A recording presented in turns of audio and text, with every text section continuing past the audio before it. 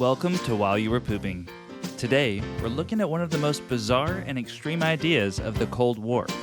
The time the U.S. seriously considered nuking the moon. It sounds like science fiction, but in the 1950s, the U.S. military actually had a plan to detonate a nuclear bomb on the lunar surface. Let's break it down. While you were pooping, yeah. While you were pooping, while you were pooping, yeah. While you were pooping. The project, known as A-119, was developed in 1958 by the U.S. Air Force in response to growing fears that the Soviet Union was pulling ahead in the space race. Just 1 year earlier, the Soviets had launched Sputnik, the first artificial satellite, shocking the world and proving their technological capabilities. In an effort to reassert dominance, American officials looked for a dramatic way to display U.S. power. And they decided that setting off a nuclear explosion on the moon might do the trick. The idea was that a visible explosion on the moon would serve as a massive show of force, proving American superiority in both nuclear and space technology.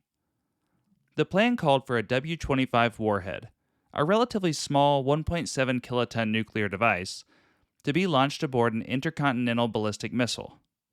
The bomb would then detonate upon impact, with the goal of creating a flash visible from Earth.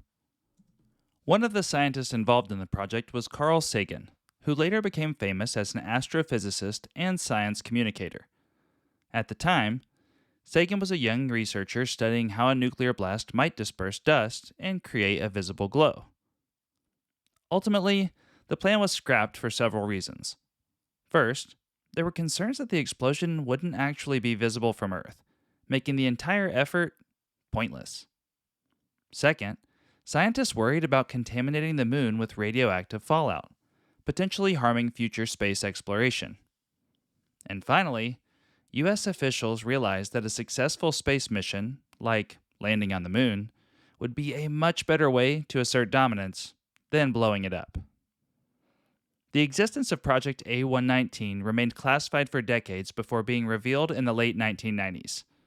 While it never became a reality, it serves as a reminder of just how far Cold War tensions pushed both superpowers to consider extreme measures. That's all for today's episode. Join us during your next poo when we drop another nugget or two for your enjoyment. And when your friends ask, "How do you know that?" just let them know you learned it while you were pooping. Yeah. While you were pooping, while you were pooping.